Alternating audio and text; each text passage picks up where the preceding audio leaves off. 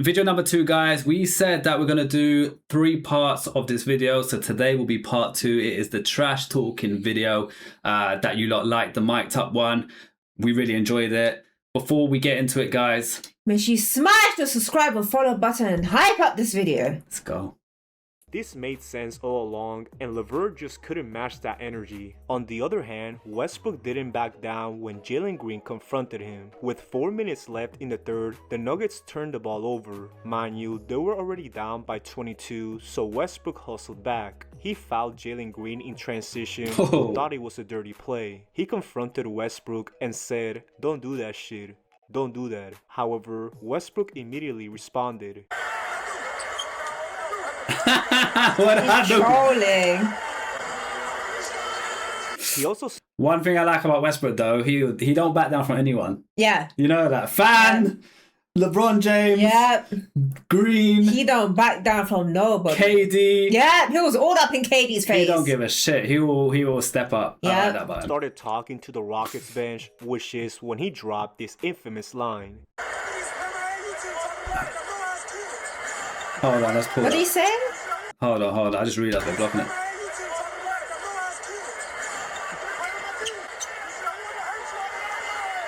Damn, it's a little boy in. The fact that the whole Rockets bench was laughing is crazy, but at least things didn't cross the line. Meanwhile, DeMar DeRozan... That's embarrassing. How's your whole team laughing at you? That's crazy. That's sad. After a fan put his phone and flashlight right in his face, which ended horribly wrong. Yo, DeMar, they're trying to kick me out for no reason. Come on, man. Don't walk up on me.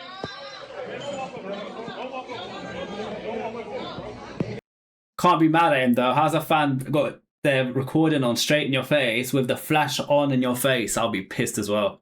Like, big up him. A fan? He said a fan though. That's what I heard. We'll find out. Let me get my phone. Let me get my phone. Let me get my phone. Oh, if I got kicked off. I need my phone. Come on. You're my hero. Now, the craziest part is that the fans somehow ended up in the ER. No further action was taken, but you just can't mess with anyone from Compton like that. Dejounte... Nah, he tried lawsuit. He tried it. He was hoping the hospital said, oh yeah, you got injuries, this, that. Murray is another player who had an intense encounter with a fan. This happened after the fan accused him of losing his parlay, and Murray wasn't going for it. Hey, I actually gotta tell you something though. You stole me on my over. Fuck your over, little nigga. Bro. Woo! I don't understand that. On my over? Yeah, so he's basically, the guy had a bet on, and he didn't deliver, but he's like, fuck you and your bet, basically. Oh, okay, I understand. Okay. I'll be watching you, who, bro? That's the type of guy you are. This nigga just told me that. That's why Jania cheating on you, bitch. The crazy thing about this is that Murray barely even played in 2025, so the fact that the fan brought that up randomly is hilarious. Now, let's move on to another moment where a player wanted to fight Chris Paul. Chris Paul beats a lot of people. Durant, who didn't take anything lightly. With 3 minutes left in the third, Durant called for a switch on Paul. He took him one-on-one before Paul got called for a reaching foul. Afterwards, Paul had some words for Durant, and it started as normal trash talk. However, Paul said something deeper just a few seconds later, and you can hear Durant's reaction to it.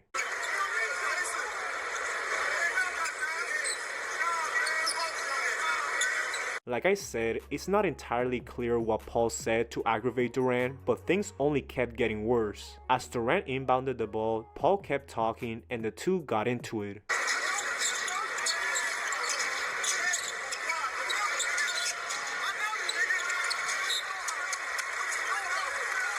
Oh, he's pissed! He's rage baiting the hell out of him. Durant also called him a bitch while Paul was being held back by Fox. Durant kept pointing at Paul, basically saying he's not the one. A foul was called on the other end, and Durant had more to say. Jeremy Sohan tried to separate Chris Paul, but he told him that he wasn't worried about Durant. Things were heating up, and Durant followed Paul before the half was over. He literally wanted all the smoke, but Paul just backed away. He's known for starting stuff like this without really following through, so this wasn't surprising. After the game, Durant explained the interaction. Oh no, I think he was trying to, he like gimmicks, he's trying anything to win the game, so I think he was just trying to get in my head, knowing that I was heating up a little bit right around that time too, so I think he was just trying to get in my head, get me to react and get me out the game. But as we kept talking, I knew it was just a game or gimmick. CP3 is the definition of a pure rage baiter. Yeah. He'll throw the bait, he'll just wait for someone to take a little bite, and he's like, wheeling you in. Wheeling you in. Big bite, Katie! He's good at that. It takes a skill to be good at that. Basically, Durant knew what type of player Paul was, so maybe he overreacted. Appreciate the follow. We're just gonna have to hear from Durant one day to explain what really happened. Now, it's one thing having two legends talking smack to each other, that's normal, but a role player acting like an all-star towards another role player, that's a rare feat, which is exactly what happened with Georges Niang and Quentin Grimes. For context, Grimes was averaging around 27 points per game in March. With Maxey, Embiid, and George sidelined for the rest of the season, Grimes took advantage of the opportunity. However, Niang thought it was a fluke. He noticed the whistle going his way, so he called him out. After picking up this foul, Niang literally roasted his entire NBA career.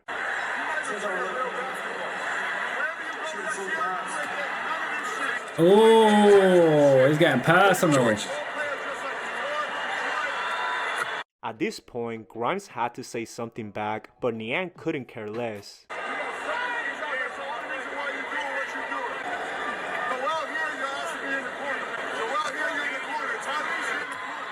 Damn.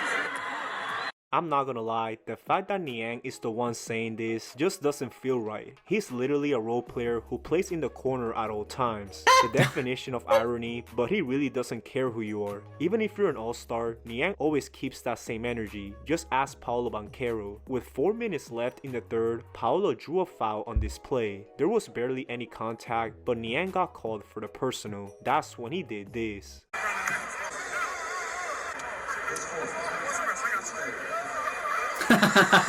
Knowing Paolo from the previous clip with Ty Jerome, he didn't back down and a heated exchange followed.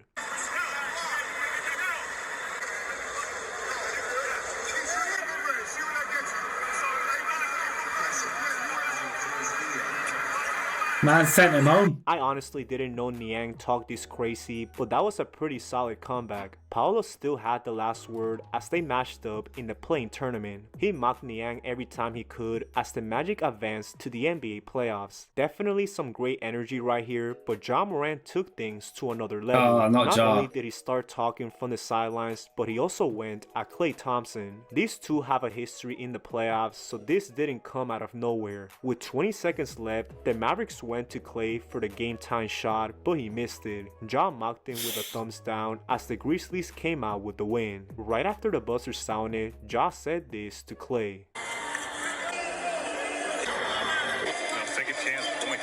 You a bum to Klay, you know. Ja kept pointing at Klay, so he smacked his hand away. Still, Ja had more to say. Like I said, these two have never got along, so Klay went all in during his post. John's listening to too much NBA Youngboy. Yeah, or something like that. You know what it is, yeah? Even though Klay might not be the player he is, you still got to put respect on the OG's names. Like, you know, the legends that they clearly were a big part of the NBA. Put some No, but we've seen a lot of these young players that don't have respect for that generation. Yeah, they don't. Some do. I feel like Ant-Man does.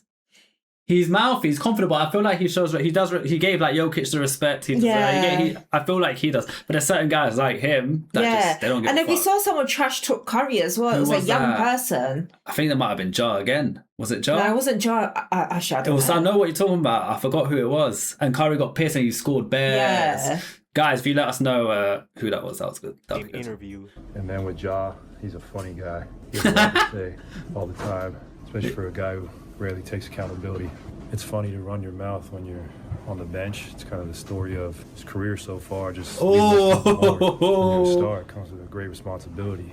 I hate to see that the go to bench. waste. That right there had to hurt if you're Ja Morant, because Klay did have a point. Ja has had a very weird relationship with the Grizzlies, saying this after games.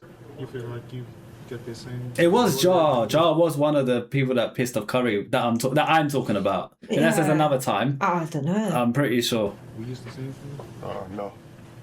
Go ask the coaching staff. Go ask the coaching staff. Should I play more or not?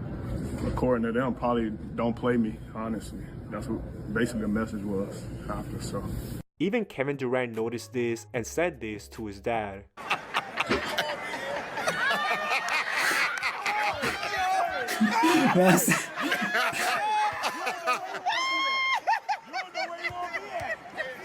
KD ain't holding back. That's how bad this situation has gotten, so hopefully Ja can figure it out. Ooh. Now, we can't talk about 2025 without mentioning Luka Doncic. He was literally involved in the craziest trade ever, being sent to the Lakers for Anthony Davis. Yeah. Why, you may ask? The Mavericks believe Luka was way out of shape and didn't have what it takes to win a title. With that in mind, Luka didn't waste any time in his first game against Dallas. For some reason, Nico Harrison showed up to Luka's pregame warm-ups. Huh? Luka barely made any eye contact with him. The guy that traded Luka showed up to the Lakers. That's really weird. Strange. But he later did push-ups to make a point. Then, as the game began, Luka was on fire. He made sure. Oh, okay, it was against the Mavericks, that's why. But still, though, he went to the pre-game. Bit awkward, in my opinion. No, but wouldn't you go anyway? Well, Luka got traded to Lakers here. It was against the Mavericks. Not everyone. I guess maybe he wants to see what his team's up against. Yeah. But it's just a bit awkward, in my opinion, especially when you just traded your top player there. I mean, it's a business transaction, isn't it? Yeah. to let the Mavericks know, saying this after a three. If I was Luka, I would have went.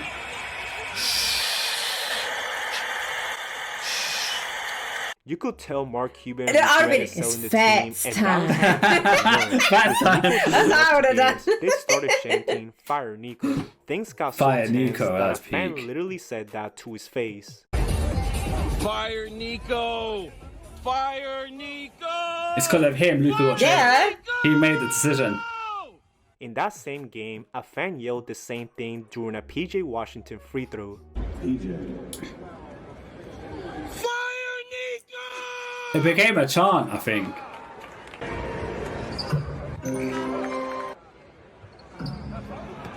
As a result, fans started to get kicked out of the arena as Nico Harrison couldn't handle the backlash. It came to the point where Mark Cuban was annoyed.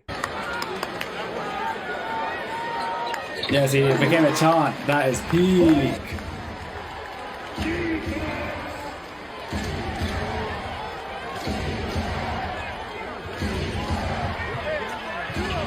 It's just crazy how this whole situation even took place, but at least Luka was able to move on. On the other hand, Damian Lillard was completely bothered by Tyrese Halliburton. It all started in Game 1 of the 2025 playoffs. The Bucks and Pacers matched up in the first round with Lillard not available. He was still on the sidelines supporting his team, and things got shippy. With a minute left in the fourth, Halliburton drove to the basket and drew a foul on Giannis. Lillard had something to say from the bench, but Halliburton just nodded back. That's until a timeout was called and a confrontation took place. Lillard said, "We suck, we're gonna see about that." Gary Trent Jr. also added, Very "You're personal." sweet." Still, Lillard kept going and said, "You're gonna see, you're gonna see, and I'll beat your ass." Siakam had Damn. Halliburton's back, saying, "Why is he talking? Why is he talking?" Then Halliburton told him, "It's time to get them the out of here, bro." A rivalry was brewing and Lillard returned in Game 2. This was highly anticipated, especially after all the talking. Halliburton didn't waste any time and said this after making a floater. Basically letting Lillard know that he's here, but the Bucks were still in it. They cut the lead to 5 with a minute left, so Bucks players were pumped. That's when Halliburton drove to the rim and got blocked by Portis. He had some words for him, but Halliburton clapped back.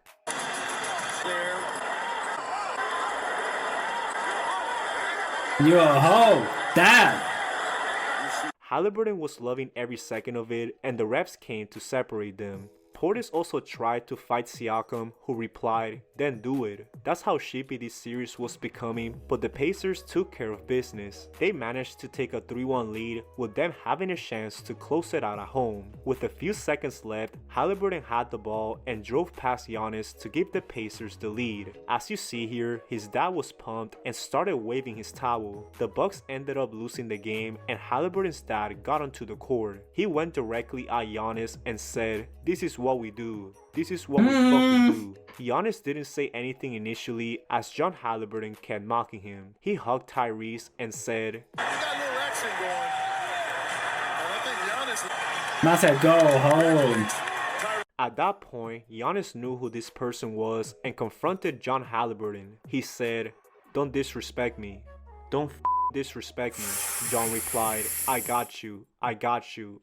Yo, he pulled up Is on that his the dad? Yeah, and had it on his dad. He pulled up to the pops, put his head to head. You know, that's wild. Yeah, but he kind of put that on himself because he was being quite disrespectful. Yeah, he was. "I got you." Giannis then ended the conversation with "I love you" as John Haliburton was being separated. However, Giannis wasn't done there. Although it's unclear what started it, he grabbed Benedict Mathurin by the neck and tried to sun him. Mathurin still went at him and said, "What? I'm right here. I'm right here." He didn't like that. It took a while Fucked to his pride. separate the two, and it was clear that Giannis was mentally checked out. After the game, he explained his reasoning. I believe like being humble in victory. That's how I am. I've won the championship. They haven't. Coming in the floor and showing me his son a towel with his face. This is what we do. This is what we effing do. This the F we do. This. That's very, very disrespectful. Unfortunately, Giannis, not everyone is as humble as you. Unfortunately, there's people who are humble in defeat and people who like to rub it in, and it's just their character. But Giannis is right, in my opinion. Everyone should be humble in victory. It's very classy. Giannis is just a different breed. Yeah. Person at me, I think it's totally unacceptable. Totally unacceptable. In other words, Giannis didn't mess with anyone on the Pacers, and it became one of the biggest headlines of the year. However, that wasn't as crazy as what Tyronn Lue said to Chris Paul during practice. For those that don't know, Paul was sent home by the Clippers in December. He didn't get along with the coaching staff, and this video serves as proof. This took place during training camp as the team was going over the system. Paul noticed a lack of structure within the offense, so he let Harden know. Harden immediately told Tyronn Lue what Chris Paul said. However, that's when things took a turn.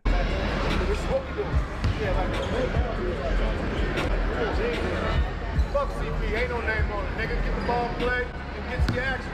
Damn! That's actually crazy for a coach to say that, which led to them clashing. CP3. Just a few days later, Lue tried to talk to Paul after practice. However, Paul clearly... Yeah, some reloading, you said it. I didn't want to say it, but Harden went to like the teacher. "Excuse me, sir, you know what he said this?" wasn't in the mood to talk to him. His body language says it all, and Coach Lue was basically talking to himself. Paul's role diminished, resulting in his departure from the team. Definitely a weird ending to an illustrious Clippers career. Now, let's talk about the time Dillon Brooks tried to trash talk Anthony Edwards but failed completely. It all started when Brooks hit Edwards in the face and said, "How much crying are you gonna do?" Jabari Smith Jr. knew what time it was, and all Edwards could do was laugh. Just a few seconds later, they both got tangled up, and Brooks literally would not let go. That led to an altercation, and Edwards took it personally. After knocking down these three, Edwards hit the Spider-Man celebration right in front of him. There was nothing Brooks could say back since Edwards dropped 41 on his head. As the game was winding down, Edwards said this.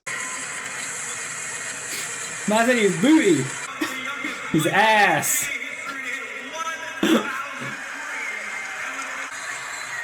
Edwards also pointed at Brooks and started laughing at him, telling him to get out of here and keep his mouth shut. As teams were heading to the locker room, Edwards had one last thing to say. What they talking about? Yeah! What they talking about? That's what they talking to, nigga. Huh? That's how much Edwards disliked Brooks, and he made sure to express that in his post-game interview. He made sure. Slick, little dirty shit. Like he hit me in the face, and then I fell, and then he like, how much crying you gonna do? I'm like, bro, you hit me in my motherfucking face. What you want me to do? I just don't like that. Like, don't do something and then act like you didn't do it. You know what I'm saying? We can compete all day. We can talk shit all day, but when you get to doing that, yeah, it's more than basketball at that point. You feel me? Like we all. It's true. He's got a point. You know, he think he got like a reputation of punking people. So. Now, just when you thought Brooks would stop, they got into it again. This time, it occurred on November 21st, 2025. Brooks was already talking crazy to Nas Reed, who was having a rough game. Reed didn't back down, however, and had some choice words. I love it when they trash talk like that. Because it's such a professional game, yeah, the highest level of basketball, but they're talking like they're still on the streets. Yeah. That's why I find it so entertaining. With that in mind, that's crazy. And tried to silence Brooks. In the third quarter, he took him one-on-one and made this three right over him. Cool. A timeout was called, and Edwards taunted Brooks.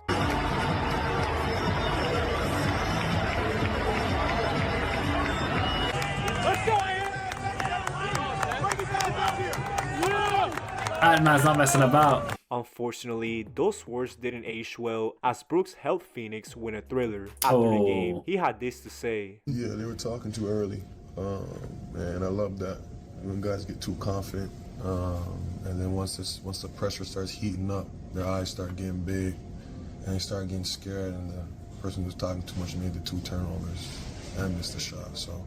This is classic Dillon Brooks right here, and it's great to see him finally back up his talk. Someone who couldn't do the same, however, was PJ Watt. Guys, that is part 2 done of that. We're going to finish that one. Probably maybe tomorrow or Monday, depending on the lineup.